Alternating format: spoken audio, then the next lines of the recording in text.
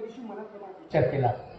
तुम्ही, मी, पप्पा, सर असे तिघं चौघं बंद रूम मध्ये बसायचे आणि उमारगा आज काय आहे, उद्या 5 वर्षानंतर उमारगा काय असेल त्या संदर्भात खूप चर्चा करावी. 10-5 माणसांनी एकत्र बसावं. त्या चर्चेचा सूर फक्त तुमच्या समोर ठेवण्याचा प्रयत्न करतो. प्रत्येक गल्लीला एक बोर्ड असावा. त्या बोर्डावरती कुणीही चिठ्ठी चिटकावू नये अशा पद्धतीचा उंच बोर्ड. प्रत्येक गल्लीला एक नाव असावं. जिथे मोकळी जागा असेल तिथं झाड असावं. परवा माझे मोठे सद्गुरू कुलकर्णी समोर परभणी आले होते. तो म्हणे, भूमिपुत्र येडायच का रे? काय झालं? आणि तुझ्या शहरामध्ये एक झाड दिसत नाही. त्याशिवाय देऊन निघून गेले. आणि पुढच्या वर्षी झाड लावणारी वृक्षप्रेमी, निसर्गप्रेमी एवढी मंडळी तयार झाली की अख्खा उमारगा झाडमय करण्याचा प्रयत्न करा. त्या डॉक्टरच्या नावाने, सर्वांच्या नावाने आपण धन्यवाद व्यक्त करू. झाड असेल तर गाव आहे, गाव असेल तर देवपण आहे, आणि देवपण असेल तर सुख आहे.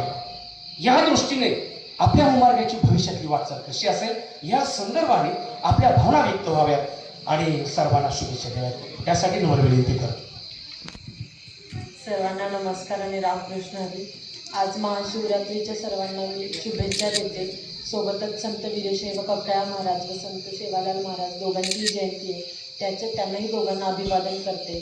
आणि खरंच इथे येण्यापूर्वी खाली फक्त बघितलं की आयोजक किंवा मॉर्निंग वॉक आणि म्हणलं की नाही जायला लागतं. म्हणजे सगळ्यांचं जे काय असतं की गाव घडवण्यामध्ये किंवा माणसं घडवण्यामध्ये व्यासपीठावरनं येते, व्यासपीठाच्या मागून जमिनीवर समोरच्या माणसाची भूमिका साधून तुम्ही नेहमीच प्रत्येक समोरच्या व्यक्तीला, म्हणजे त्याची जात पाहिली नाही, त्याचं धर्म पाहिला नाही आणि त्याची माणूस स्त्री पुरुष काही न पाहता फक्त एक मार्गदर्शक किंवा आम्ही कुणीतरी आहोत, आम्ही एवढं पाहिलेलं आहे समाजामध्ये, ही भावना ठेवत तुम्ही सगळ्यांनाच राजकीय सामाजिक हे सगळं मागे ठेवून नेहमी एक माणूस म्हणून माणसाला तुम्ही मार्गदर्शन करत राहिला.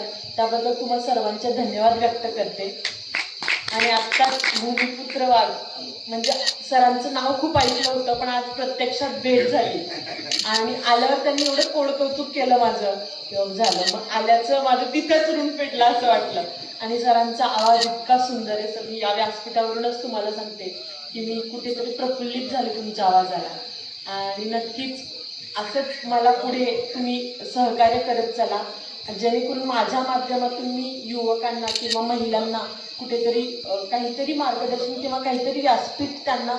माझं एकच ध्येय आहे की एकटी पुढं न जाता सगळ्यांना सोबत घेऊन पुढं जायचं. हे माझं म्हणजे आधीपासूनचा मोठं आहे आणि त्याच्यामध्ये तुमचं सहकार्य लाभलं तर नक्कीच ती ऊर्जा द्विगुणित होईल एवढंच बोलते. आणि नक्कीच एका रूममध्ये बसून ती चर्चा कायम होईल एवढंच बोलते. मी थांबते. धन्यवाद.